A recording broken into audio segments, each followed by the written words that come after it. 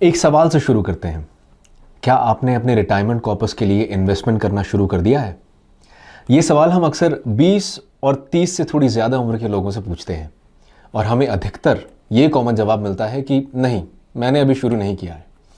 इसके बाद कई तरह के रीजंस दिए जाते हैं, जैसे मैं अभी यंग हूँ, मैं जो अर्न करता हूँ वो स्पेंड करना चाहता हूँ या चाहती हूँ, इन्वेस्टमेंट में काफ़ी परेशानी है, वगैरह वगैरह। लेकिन हमें दूसरे सवाल के जवाब ने ज़्यादा सरप्राइज़ किया है। जब हमने पूछा कि आप कब रिटायर होना चाहते हैं, तो सबसे कॉमन जवाब मिलता है 45। आज इस वीडियो में हम कोशिश करेंगे कि हम आपके लिए एक रोड मैप तैयार करें जिससे आपकी रिटायरमेंट प्लानिंग बहुत आसान और रिवॉर्डिंग एक्सरसाइज हो जाए। इससे आपकी करंट लाइफस्टाइल पर कोई भी असर नहीं पड़ेगा। आइए शुरू करते हैं।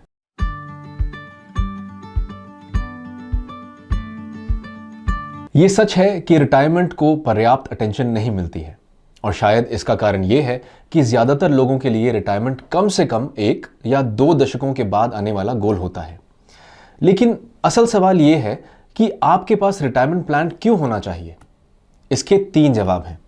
पहला, लोग लंबे समय तक जी रहे हैं। इसका मतलब है कि रिटायरमेंट के बाद आपको लंबी उम्र के बारे में सोचना चाहिए जो 85 साल तक हो सकती है। दूसरा, इन्फ्लेशन। इसका मतलब है कि अगर इन्फ्लेशन रेट 6% माने तो जिस चीज का प्राइस आज 100 रुपए है वो 40 साल बाद बढ़कर 1000 रुपए हो सकती है। और तीसरा रीजन है बुजुर्गों के मेडिकल केयर के लिए government sponsored social security system का अभाव। सो कुल मिलाकर लंबी उम्र, इन्फ्लेशन और किसी सोशल सिक्योरिटी का न होना 3 मेन कारण है जिसकी वजह से रिटायरमेंट प्लानिंग जरूरी है।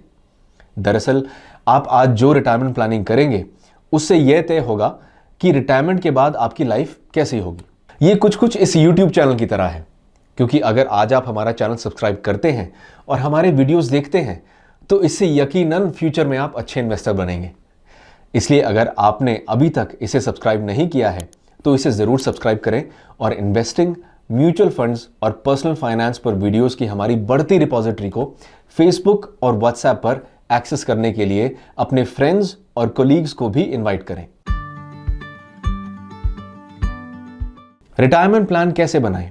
ये जानने से पहले आइए हम रिटायरमेंट प्लानिंग जितना जल्द हो सके शुरू करने के इंपॉर्टेंस के बारे में बात करते हैं।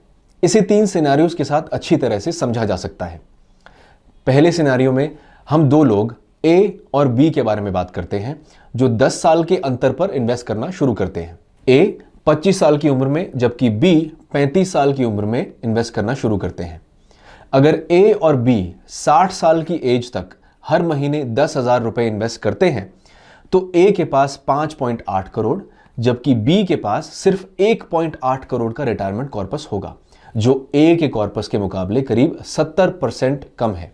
ये सभी सिनेरियोज में सबसे बेसिक है और हम समझ सकते हैं कि क्यों A का कॉर्पस बड़ा है। इसका रीजन पावर ऑफ कंपाउंडिंग है। A का पैसा 12% रिटर्न के साथ 35 साल में बढ़ता है जबकि B को इसके लिए सिर्फ 25 साल का टाइम मिलता है। अब हम दूसरे सिनेरियो के बारे में बात करते हैं। यहां हम मान लेते हैं कि A 40 की एज में अपना रिटायरमेंट के लिए कंट्रीब्यूट करना बंद कर देते हैं जबकि B 60 की एज तक कंटिन्यू करते हैं। दूसरे शब्दों में A 25 की उम्र में शुरू करते हैं और 40 पर खत्म कर देते हैं।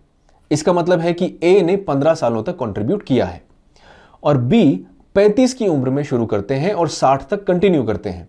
इसका मतलब है कि B ने 25 सालों तक कंट्रीब्यूट किया है। यहां गणित हमें बताता है कि A सिर्फ 15 साल कंट्रीब्यूट करने के बावजूद 60 की एज तक 4.8 करोड़ का रिटायरमेंट कॉर्पस अक्यूमुलेट करते हैं। दूसरी तरफ जैसा कि हमने पहले कैलकुलेट किया था, B के रिटायरमेंट कॉर्पस में सिर्फ 1.8 करोड़ है जो A के अमाउंट से 62% कम है। यह सिनेरियो न सिर्फ जल्द स्टार्ट करने की इंपॉर्टेंस को बताता है बल्कि उन यंगस्टर्स के लिए काफी इंटरेस्टिंग है जो 40 या 45 की एज तक रिटायर करना चाहते हैं।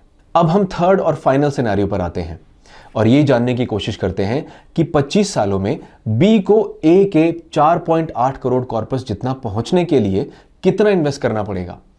A ने 15 साल तक हर महीने 10,000 इन्वेस्ट करके ये कॉर्पस अक्यूमुलेट किया है। इसका सही जवाब है कि B को हर महीने 27,000 रुपए जमा करने होंगे। हम यहां देख सकते हैं कि जल्द स्टार्ट करने के अपने फायदे हैं और अगर आपकी एज कम है तो आप अपना रिटायरमेंट प्लान जरूर बनाएं और ज्यादा वेल्थ जुटाने में कंपाउंडिंग का बेनिफिट उठाएं। अगर आपने रिटायरमेंट प्लानिंग में देर कर दी है तो यहां कुछ ऐसे स्टेप्स हैं जिनसे आप इस कमी को दूर कर सकते हैं। स्टेप 1, ज्यादा सेविंग्स करना स्टार्ट करें। और ये उतना डिफिकल्ट नहीं है जितना लोग सोचते हैं। इसके लिए नॉन एसेंशियल एक्सपेंसेस में कमी, पब्लिक ट्रांसपोर्ट का इस्तेमाल, कार पूलिंग या स्मॉलर सिटी जहां मेट्रो के मुकाबले रेंट कम हो वहां मूव करने के सहित कई तरीके हैं। हां, अगर आपने कुछ एक्स्ट्रा मनी सेव कर लिया है तो इसे प्रॉपरली इन्वेस्ट करना न भूलें। दूसरा स्टेप, अपने पोर्टफोलियो एलोकेशन को रीचेक करना होगा। अब इसका मतलब यह नहीं है कि आपको ब्लाइंडली पैसा डेट से इक्विटी में मूव करना है। आपको कुछ टैक्टिकल चेंजेस करने होंगे। पीपीएफ जैसे फिक्स्ड इनकम इंस्ट्रूमेंट से म्यूचुअल फंड या ईएलएसएस जैसी ज्यादा डाइवर्सिफाइड और हाई रिटर्न इंस्ट्रूमेंट में स्विच करना होगा, या बैलेंस पोर्टफोलियो भी हो सकता है। और फाइनल स्टेप, आपके लिए अपना रिटायरमेंट एज बढ़ाना हो सकता है। दूसरे शब्दों में, अगर आपने 60 की एज तक पर्याप्त रिटायरमेंट कॉर्पस अक्यूमुलेट नहीं किया है तो कुछ और साल, जब तक कि आपके पास रिटायरमेंट के लिए पर्याप्त पैसे नहीं हो जाते, काम करना आपके इंटरेस्ट में होगा। इसलिए अगर आपका रिटायरमेंट कैलकुलेशन यह दिखाता है कि आपको 60 साल के बाद भी काम करना पड़ेगा, तो आपको उस स्किल के बारे में सोचना शुरू कर देना चाहिए जिसकी अच्छी डिमांड अगले 10 से 15 साल में होगी। इसे आप अपनी क्रिएटिविटी और एक्सपीरियंस से ऑफर कर सकते हैं। आइए अब देखते हैं कि आप कैसे अपना रिटायरमेंट प्लान बना सकते हैं। रिटायरमेंट प्लान बनाने के लिए 2 प्रमुख सवालों के जवाब देना जरूरी है। पहला, रिटायरमेंट एज तक पहुंचने पर आपके पास कितना पैसा होना चाहिए, और दूसरा, इस रिटायरमेंट कॉर्पस को कैसे बनाया जा सकता है। आइए पहले सवाल से शुरुआत करते हैं। वो ये है कि आपके पास कितना पैसा होना जरूरी है। इसको कैलकुलेट करने के लिए 2 तरीके हैं। पहला अप्रोच एक थंब रूल है जिसका ओरिजिन विलियम बेंगन का 1994 का एक रिसर्च पेपर है, जिसे 4% रूल कहा जाता है। 4% रूल के पीछे का आइडिया रिटायरमेंट अमाउंट कैलकुलेट करना नहीं है, बल्कि इसका फोकस यह तय करने पर था कि रिटायरमेंट ईयर्स के दौरान आपको कितना खर्च करना चाहिए ताकि पैसा खत्म होने का रिस्क ना रहे। इस 4% रूल को बनाने के लिए बेंगन ने कई तरह के असम्पशंस इस्तेमाल किए, जिनमें treasury yield, inflation rate, 50 stocks और बॉन्ड का पोर्टफोलियो और कुछ और वेरिएबल्स शामिल हैं। अब हम बताते हैं कि यह रूल कैसे काम करता है। मान लीजिए आप 60 की एज तक 2 करोड़ अक्यूमुलेट करते हैं। इस केस में 2 करोड़ का 4% 8 लाख होगा। इसका मतलब है कि आपको 1 साल में 8 लाख से ज्यादा स्पेंड नहीं करना चाहिए।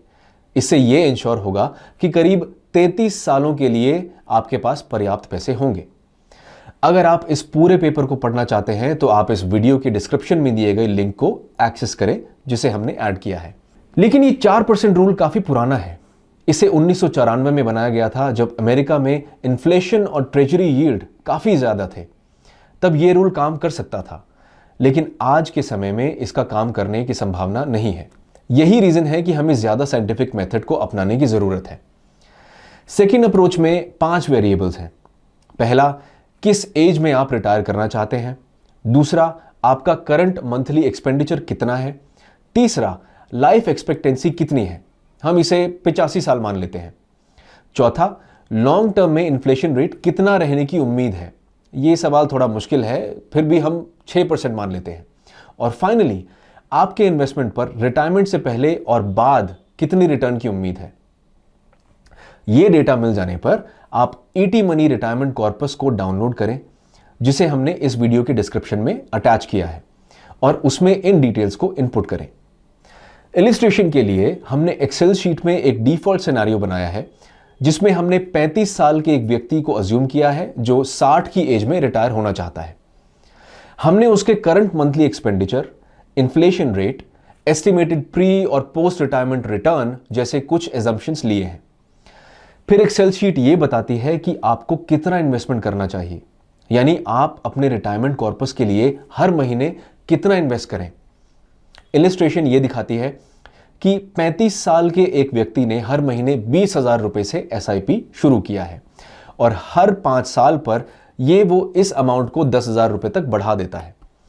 जब हम इन सभी नंबर्स को हमारे एक्सेल शीट में डालते हैं तो हमें इस बात का अंदाजा मिलता है कि हमारा कैश फ्लो किस तरह से काम करेगा, और सबसे ज्यादा इंपॉर्टेंट कि हमारा पैसा कब खत्म हो जाएगा। इस केस में हम देखते हैं कि रिटायरमेंट कॉर्पस के 71वें बर्थडे के पहले ही खत्म हो जाने की आशंका है, जो हमें लाइफ के अगले 14 सालों के लिए मुश्किल में डाल सकता है। तब हमारे पास खर्च करने के लिए पैसे नहीं होंगे। इसीलिए आप इस कैलकुलेटर को ट्राई करें। हमें पूरा यकीन है कि ये आपको यूजफुल लगेगा। और क्योंकि ये एक एक्सेल शीट है और हमने सभी फॉर्मूले ओपन रखे हैं, तो आप अपने रिक्वायरमेंट के हिसाब से इनमें चेंजेस कर सकते हैं। अब आपको ये पता है कि कितने रिटायरमेंट कॉर्पस की जरूरत होगी, इसलिए अब हम रिटायरमेंट कॉर्पस बनाने के प्रोसेस के बारे में जानेंगे। इसके लिए हमें पहले यह समझना होगा कि आपके पास करंटली कितना पैसा है जो आप इन्वेस्ट कर सकते हैं और वो पैसा कहां इन्वेस्टेड है। एग्जाम्पल के लिए हो सकता है आपने पहले से ही पीपीएफ, फिक्स्ड डिपॉजिट या म्यूचुअल फंड्स के जरिए इन्वेस्ट करना शुरू कर दिया हो। इसी तरह उम्मीद है कि आपका कुछ पैसा ईपीएफ या एम्प्लॉय प्रोविडेंट फंड अकाउंट में होगा। एक पेपर लीजिए और लिखिए कि रिटायरमेंट प्लानिंग में आप कहां खड़े हैं। सेकेंड स्टेप एक प्रोजेक्शन से जुड़ा है कि आपका पैसा किस तरह का शेप लेगा। प्रोजेक्शन करते समय इंस्ट्रूमेंट का उसके परफॉर्मेंस अजम्पशंस के साथ मैच करना जरूरी है। एग्जाम्पल के लिए पीपीएफ और ईपीएफ में इन्वेस्टमेंट लॉन्ग टर्म के लिए होता है और ये फिक्स्ड रेट ऑफर करते हैं जो जनरली इन्फ्लेशन के करीब होता है। इसलिए प्रोजेक्शन में इस बात का ध्यान रखें। ईपीएफ एक रनिंग कंट्रीब्यूशन है, इसलिए ईपीएफ कंट्रीब्यूशन में इंक्रीज को भी ध्यान में रखें क्योंकि आपकी सैलरी भी बढ़ती रहेगी। रिटर्न की बात करें तो इसका अनुमान लगाने में कंजर्वेटिव रहना ठीक रहेगा। इसलिए प्रोजेक्शन के लिए आपको म्यूचुअल फंड के मामले में बहुत ज्यादा एग्रेसिव नहीं रहना चाहिए और एनुअल 15% रिटर्न अज्यूम नहीं करना चाहिए। और प्लीज ईपीएफ से 8.5 से 9% का अनुमान न लगाएं क्योंकि ऐसा होने की संभावना नहीं है। हमारा ऐसा मानना है कि ईपीएफ, पीपीएफ और फिक्स्ड डिपॉजिट से 6% रिटर्न का अनुमान लगाना सेफ रहेगा क्योंकि 6% लॉन्ग टर्म इन्फ्लेशन रेट से मैच करता है। और म्यूचुअल फंड के लिए एक कंजर्वेटिव एस्टिमेट एनुअल 10% या 11% रिटर्न का होगा। दरअसल ये सभी अनुमान है क्योंकि ये जानने का कोई तरीका नहीं है कि फ्यूचर में क्या होने वाला है। अब हम ये जान चुके हैं कि हम कहां खड़े हैं और फ्यूचर किस तरह का दिखता है, तो थर्ड और फाइनल स्टेप एक ऐसा प्लान तैयार करना होगा जो हमें टारगेटेड रिटायरमेंट कॉर्पस के करीब ले जा सके। ये एक फ्यूचर प्लान है और इसके इंपॉर्टेंस के चलते प्लान्ड और ईपीएफ या पीपीएफ या अपने एनपीएस कंट्रीब्यूशन जैसे सिस्टमैटिक इन्वेस्टमेंट एवेन्यूज को ज्यादा प्रेफरेंस दें। और सबसे जरूरी, अपने म्यूचुअल फंड्स के सिस्टमैटिक इन्वेस्टमेंट प्लान को प्रेफरेंस दें। आपको टारगेटेड रिटायरमेंट कॉर्पस तक पहुंचने में हेल्प करने के लिए हमने एक सिंपल एक्सेल बेस्ड कैलकुलेटर बनाया है जिसे आप उसी फाइल में पा सकते हैं जिसे आपने वर्कशीट के तहत पहले डाउनलोड किया है और जिसका टाइटल प्रोजेक्शंस है। इसलिए इसका इस्तेमाल करें और अपनी खास जरूरत के मुताबिक एक्सेल शीट में बदलाव करें। इसके साथ ही हम इस वीडियो के अंत में आ गए हैं। हमें उम्मीद है कि इस वीडियो में आपको रिटायरमेंट प्लानिंग के बारे में अच्छी जानकारी मिली होगी और यह समझ बनी होगी कि रिटायरमेंट के लिए प्लानिंग शुरू करने के लिए ज्यादा देर नहीं करनी चाहिए। अगर आपको यह प्रेजेंटेशन पसंद आया हो तो व्हाट्सएप, फेसबुक और ट्विटर पर अपने फ्रेंड्स और कनेक्शन तक इसे पहुंचाने में हमारी मदद करें। अपना टाइम देने के लिए बहुत धन्यवाद। हम नेक्स्ट वीक एक और इंफॉर्मेटिव वीडियो के साथ आपसे मिलने की उम्मीद करते हैं। Mutual fund investments are subject to market risks. Read all scheme related documents carefully.